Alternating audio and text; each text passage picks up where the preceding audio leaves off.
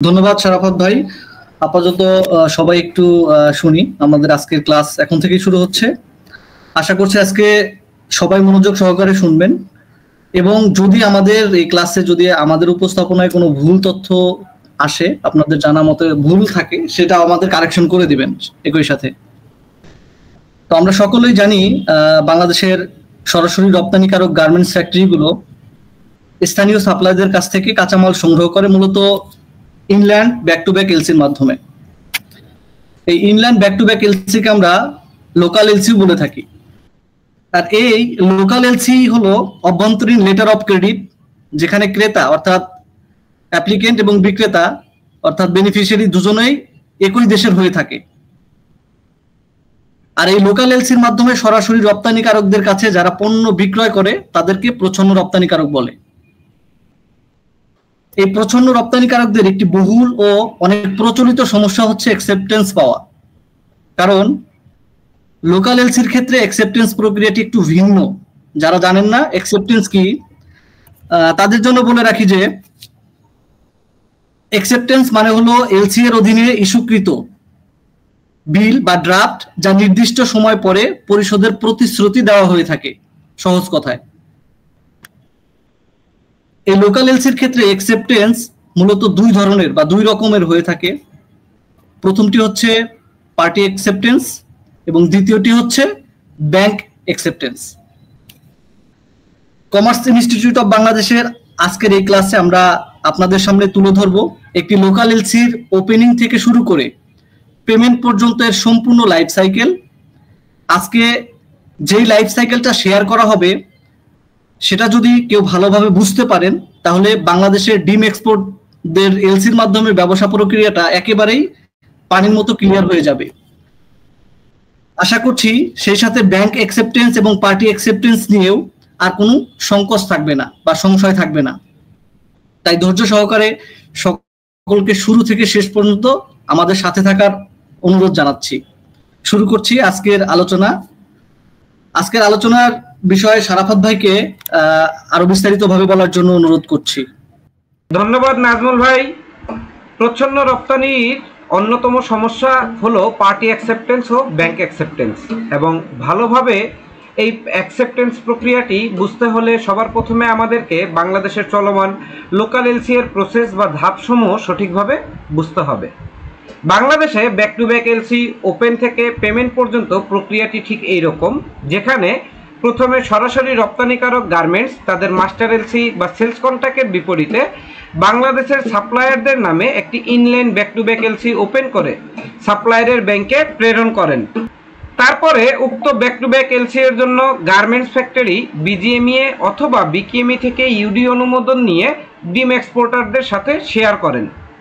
Exporter তথা প্রচ্ছন্ন রপ্তানিকারক উক্ত এলসি এবং ইউডি কপি প্রাপ্ত হয়ে অন্যান্য আনুষঙ্গিক ডকুমেন্টস ও ফর্মালিটি সম্পন্ন করে বন কমিশনারেটের কার্যালয় থেকে ইউপি অনুমোদন নেন। এরপরে গার্মেন্টসে পণ্য রপ্তানি সম্পন্ন করেন। তো এই যে আমি আপনাদের সাথে যে প্রসেসটি শেয়ার করলাম, এইটাই হচ্ছে প্রচ্ছন্ন রপ্তানিকারকদের রপ্তানি করার সাইকেলটা। যে প্রথমে তারা গার্মেন্টসের কাছ থেকে এলসি পাবে, পরবর্তীতে গার্মেন্টস তাদেরকে ইউডি দিবে, সেই ইউডির এগেনস্টে তারা ইউপি করবে, এরপরে পণ্য উৎপাদন করবে, এরপরে ডেলিভারি সম্পন্ন করবে। কিন্তু বাংলাদেশে আমাদের মোস্টলি ক্ষেত্রে এই প্র্যাকটিসে কাজ করা হয় না, যদিও সাইকেল বা নিয়ম এইটা।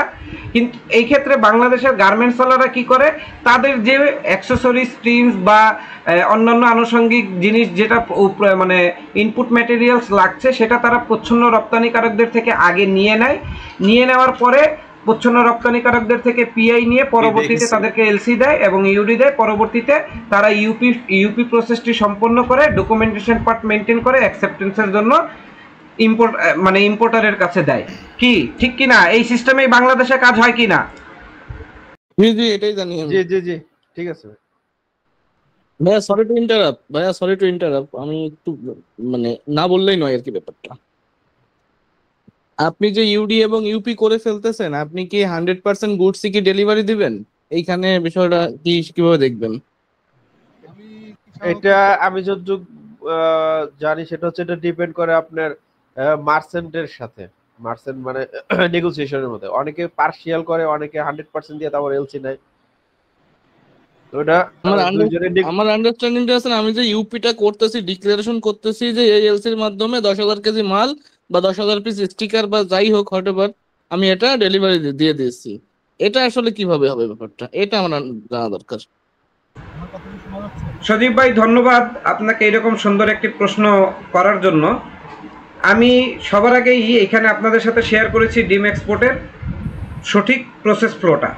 এরপরে আমি বলেছি যে ডিম এক্সপোর্টের সঠিক প্রসেস ফ্লো এটা হওয়া সত্ত্বেও আমরা কি করতেছি, এই ওয়েতে কাজ না করে আমরা একটু ডিফারেন্ট ওয়েতে কাজ করতেছি, যেখানে ডিম এক্সপোর্টের আমরা প্রয়োজনে ডিম এক্সপোর্টাররা প্রথমে গার্মেন্টসের সাপ্লাই দিয়ে দিচ্ছি, পরবর্তীতে সেই অনুযায়ী যতটুকু ডেলিভারি করেছি ঠিক ততটুকুর পিআই ইস্যু করে আমরা গার্মেন্টসে দিচ্ছি, গার্মেন্টস ওয়ালারা সেই অনুযায়ী এলসি করে আমাদেরকে ইউডি এবং এলসি দিচ্ছে। তো তারপরে আমরা সেই অনুযায়ী ইউপি করছি। এই ক্ষেত্রে তো আমরা আগে থেকেই জানি যে আমরা কতটুকু ডেলিভারি দিয়েছি এবং কতটুকু এলসি নিয়েছি এবং ঠিক কতটুকু ইউপি করতে হবে, তাই এখানে আর কোনো ঝামেলা নেই। কিন্তু এইখানে আপনি যদি বলেন যে আমি যদি প্রসেস মেনে কাজ করি, যে আমি আগে ইউডি নিব, ইউপি নিব, দেন আমি প্রোডাকশনে যাব, তারপরে আমি ডেলিভারি দিব, প্রসেস মেনে যদি আমরা কাজ করি, আমরা যতটুকু জানি বাংলাদেশের লোকাল এলসির ক্ষেত্রে খুব কমই আমরা টলারেন্স অ্যালাউ করি, কারণ আমরা লোকাল এলসির ক্ষেত্রে লোকাল এলসির মাধ্যমে আমরা ঠিক যতটুকু আমাদের প্রয়োজন ততটুকুই প্রকিউর করি, এবং এইখানে যদি কোনো কারণে প্রোডাকশন ফল্ট হয়ে থাকে বা অন্য কোনো ইস্যু হয়ে থাকে, সেক্ষেত্রে আমাদের ঠিক যতটুকু প্রোডাকশন ফল্ট বা অন্য ইস্যু হয়েছে সেই ইস্যুর কারণে যতটুকু পণ্য ক্ষতিগ্রস্ত হচ্ছে সেই ততটুকু পণ্য আমরা আবার কিন্তু লোকাল সাপ্লায়ারের সাথে যোগাযোগ করে সেটা নিয়ে নিচ্ছি। তাই এইখানে কিন্তু কম, মানে আমরা যতটুকুর জন্য এলসি ওপেন করেছি তার থেকে কম হওয়ার সম্ভাবনা প্রায় 99% কেসেই নাই। তাই ইউডি ইউপি নিয়ে এখানে চিন্তিত হবার কিছু নেই। আশা করি আপনি বুঝতে পেরেছেন। ক্লিয়ার ভাই, ক্লিয়ার। ঠিক এইভাবে রপ্তানি সম্পন্ন করার পরে আমরা যতটুকু জানি যে পণ্য রপ্তানি সম্পন্ন করার পরে এলসি এর সাধারণ নিয়ম অনুযায়ী শিপিং ডকুমেন্টস ব্যাংকে জমা দেওয়ার মাধ্যমে এক্সপোর্টার অ্যাকসেপ্টেন্স বা পেমেন্ট সংগ্রহ করে থাকে। কি ঠিক কি না?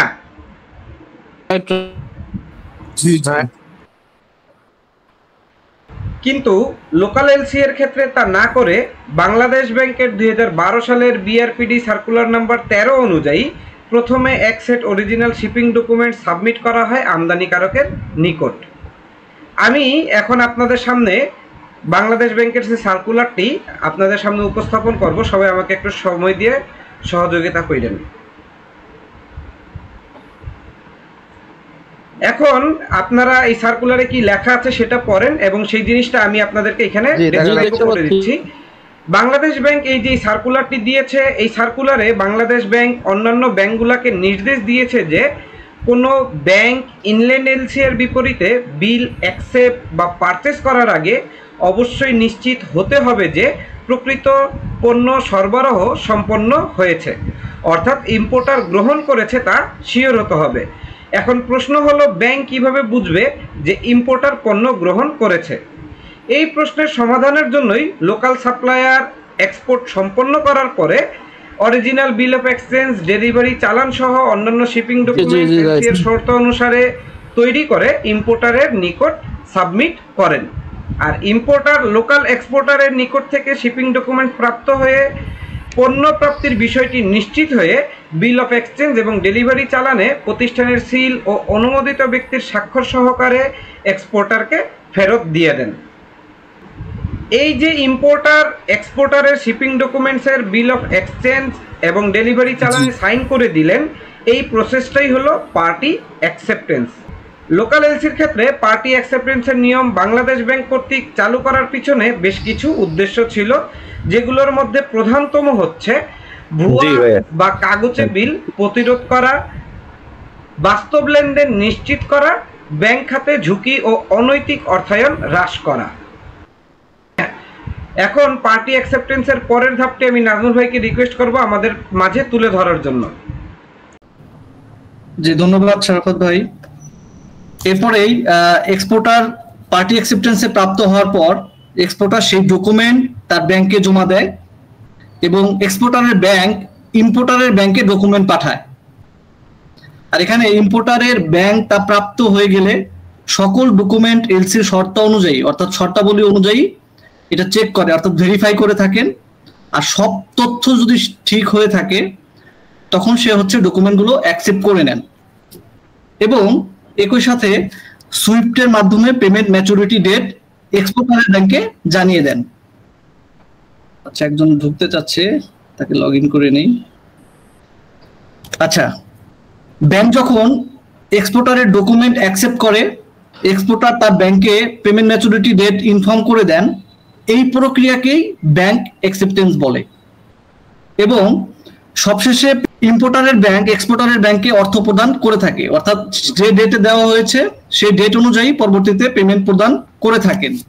এভাবে লোকাল এলসিতে পার্টি অ্যাকসেপ্টেন্স, ব্যাংক অ্যাকসেপ্টেন্স এবং ফাইনাল পেমেন্ট ক্রমানুসারে সম্পূর্ণ হয়ে থাকে। আজকের আলোচনার মাধ্যমে আমরা সকলেই বুঝতে পারলাম যে লোকাল এলসি এর ক্ষেত্রে অ্যাকসেপ্টেন্সের বেলায় ফরেন এলসি এর তুলনায় প্রসেস বা ধাপ একটা বেশি এবং সেই এডিশনাল ধাপটি হচ্ছে পার্টি অ্যাকসেপ্টেন্স।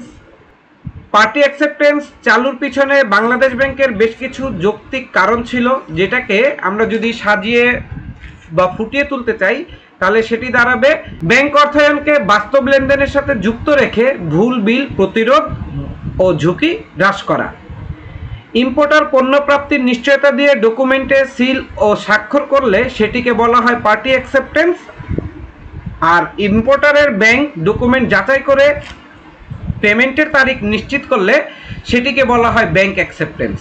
ক্লিয়ার হচ্ছে, তবে একটা যে সাদ ভাই, আমার একটা কোশ্চেন, আমি যখন ব্যাংক অ্যাকসেপ্টে এক্সপোর্টার যখন ইম্পোর্টারের ব্যাংকে ডকুমেন্ট পাঠাচ্ছে, তখন আমার তো লোকালে আপনার পেমেন্ট মেথড দুইটা হয়ে থাকে, একটা হলো অ্যাকসেপ্টেন্স, একটা হচ্ছে ডেলিভারি ডেট থেকে। তো যখন অ্যাকসেপ্টেন্স, যখন আমি আমার ব্যাংকে আমি প্রাপ্তি স্বীকার দিয়ে দিচ্ছি যে হ্যাঁ আপনি পেমেন্টটা ছেড়ে দেন, দিয়ে দিল, বাট ডেলিভারি টার্ম থেকে যেটা হয়, এইটা কিভাবে ব্যাংক ইনশিওর হয় যে এই ডেটের মধ্যে ডেলিভারি হয়েছে, এই এখান থেকে ম্যাচুরিটিটা কাউন্ট হবে? এই ম্যাচুরিটি ডেটটা কাউন্ট কিভাবে হয় ব্যাংকে? এটা হ্যাঁ, আচ্ছা, এটা সুন্দর। এই যে 42C একটা কলাম লেখা আছে, দেখবেন ওই যে 90 days from the date of delivery কথাটা লেখা থাকে। যদি from the date of delivery কথা লেখা থাকে, ডেলিভারি চালানে যে ডেটটা থাকবে ওই ডেটের মধ্যে আপনি পেমেন্ট পেয়ে যাবেন। আচ্ছা, তাহলে এখানে আমার এক্সপোর্টার কি ব্যাংকে কি ধরেন আমাকে যখন পার্টি অ্যাকসেপ্টেন্স যখন এক্সপোর্টার আমাকে ডকুমেন্ট দিচ্ছে, সেই ডকুমেন্টের সাথে অরিজিনাল ডেলিভারি চালান দিচ্ছে, ডেলিভারি চালানে আমি বুঝতে পারতেছি যে কবে আমার গুডসটা আমার ফ্যাক্টরিতে ডেলিভারি হয়েছে, বাট ব্যাংক কিভাবে এটা ইনশিওর হয় যে এই তারিখে এই গুডসটা ডেলিভারি হয়েছে? সেটা ধন্যবাদ শরীফুর ভাই, আপনাকেও একটা অনেক সুন্দর প্রশ্ন করার জন্য।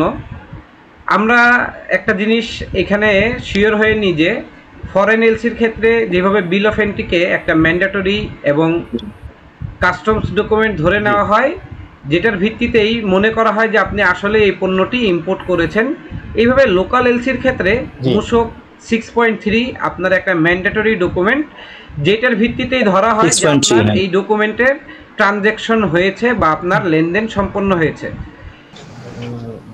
তো ব্যাংকে যখন ডকুমেন্ট দিচ্ছে তখন ব্যাংক কর্মকর্তা কিভাবে বুঝতেছে যে এই ডেটে এই গুডসটা ডেলিভারি হয়েছে?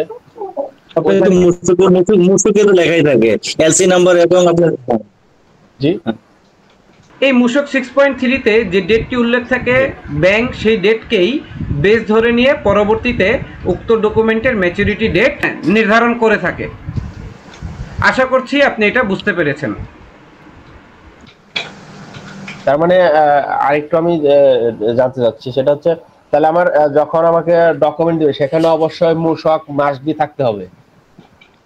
হ্যাঁ, এখন থাকতে হবে না, মূসক অবশ্যই থাকতে হবে। মূসক না থাকলে আপনার $20 না $50 ডিসিমেন্সি দেয়, ওখানে লেখা থাকে লোকাল ডকুমেন্টসে মিনিমাম 20 যদি আপনার $20,000 থেকে $50,000 উপরে হলে $20 থেকে $50 পর্যন্ত জরিমানা হয়, ডিস্টিংক্ট হতে পারে।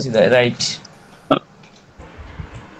এছাড়াও মূসক ছাড়া আপনি যদি ডকুমেন্ট সাবমিট করেন, ব্যাংক যদি আপনার ডকুমেন্টের পেমেন্ট হোল্ড করে দেয় এই মূসক কপি না থাকার কারণে, ব্যাংক কিন্তু সেই অধিকারও রাখে। এখন তো আরো সে আপনাকে পেমেন্ট দিবে না, তাহলে কিন্তু আপনাকে অবশ্যই সেখানে সেই ডকুমেন্টের সাথে মূসক 6.3 সাবমিট করতে হবে। তাই মূসক 6.3 হচ্ছে লোকাল ডকুমেন্টের ক্ষেত্রে একটা কাস্টমস ডকুমেন্ট। এটা একটা ভালো একটা পয়েন্ট আমাকে দিলেন, ধন্যবাদ। তো এখন থেকে এটা ফলো করব।